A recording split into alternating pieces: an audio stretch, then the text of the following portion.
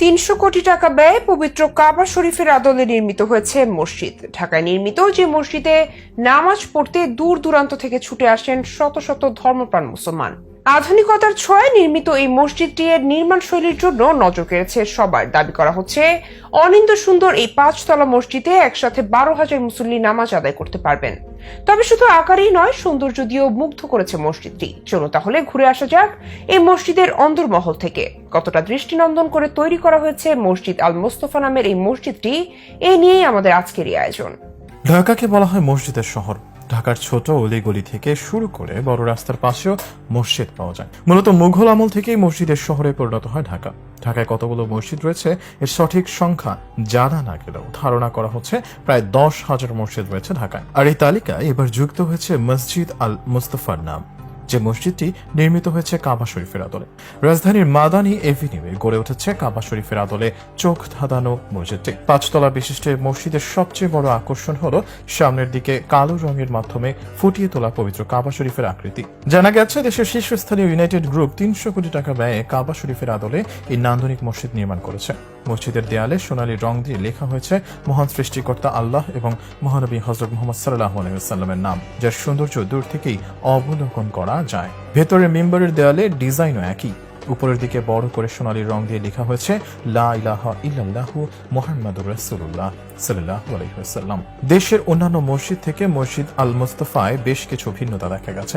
নামাজের সারিতে বেশ কয়েকটি বেঞ্চ রাখা হয়েছে, যা অন্য কোনো মসজিদে দেখা যায় না। কেউ ক্লান্ত হলে বসতে পারেন, আবার কেউ হেলানো দিতে পারেন। এই মসজিদে আলাদা কোনো জানালা নেই, এমনভাবে নকশা করা হয়েছে যা প্রাকৃতিক আলোয় ভরপুর। দেশের অন্য কোনো মসজিদের প্রতিটি ফ্লোর থেকে ইমাম বা খতিব দেখা যায় না, কিন্তু মসজিদ আল মুস্তফায় প্রতিটি ফ্লোর থেকে ইমাম বা খতিবকে দেখা যায়। এখানে শেষ নয়, নারীদের জন্য রয়েছে আলাদা নামাজের জায়গা। পুরুষ নারী মিলিয়ে একসাথে প্রায় ১২,০০০ মানুষ নামাজ আদায় করতে পারেন। দৃষ্টিনন্দন সৌন্দর্যের কারণে এটি এখন শুধুমাত্র মসজিদই নয়, পরিণত হয়েছে পর্যটন কেন্দ্র। দেশের বিভিন্ন এলাকার বিপুল সংখ্যক মানুষ প্রতিদিন দেখতে আসেন এই মসজিদের অপরূপ সৌন্দর্য। মসজিদের চারপাশে ৪টি আরবের খেজুর গাছ লাগানো হয়েছে, যার কোনোটিতে খেজুরও দেখা যায়। রয়েছে চোখ জোড়ানো পানির ফোয়ারা।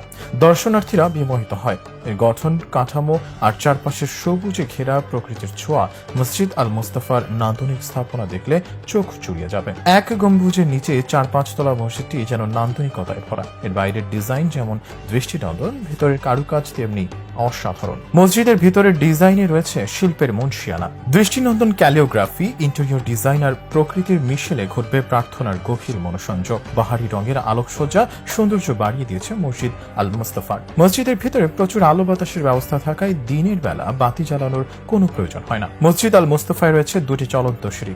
১৬ লাখ টাকা ব্যয়ে লাগানো হয়েছে ঝাড়বাতি। চীন থেকে আনা হয়েছে মেঝেতে বিছানোর কার্পেট। লাগানো হয়েছে উন্নত মানের সাউন্ড সিস্টেম। একটি সেন্ট্রাল এয়ার কন্ডিশনের মাধ্যমে শীতল রাখা হয় মসজিদকে। আকর্ষণীয় করে তৈরি হয়েছে মসজিদের অজুখানা, যেখানে রয়েছে বেশ কয়েকটি বেসিনও। যারা গাড়ি নিয়ে নামাজে আসেন তাদের জন্য রয়েছে সুব্যবস্থা, কারণ মসজিদের নিচে বিশাল পার্কিং এ ১০৫টি গাড়ি রাখা যায়। জনশ্রুতি আছে মসজিদ আল মুস্তফার নির্মাণ খরচ ৩০০ কোটি টাকার বেশি। মসজিদের প্রধান আকর্ষণ হিসেবে নির্মিত হয়েছে সুউচ্চ বিশেষ এক ধরনের গম্বুজ। যদিও গম্বুজ ও পাশে থাকা বিশাল উচ্চতার মিনারের কাজ এখনো শেষ হয়নি। তারপর গম্বুজ ও মিনারটি মসজিদের সৌন্দর্য আরো বাড়িয়ে দিয়েছে।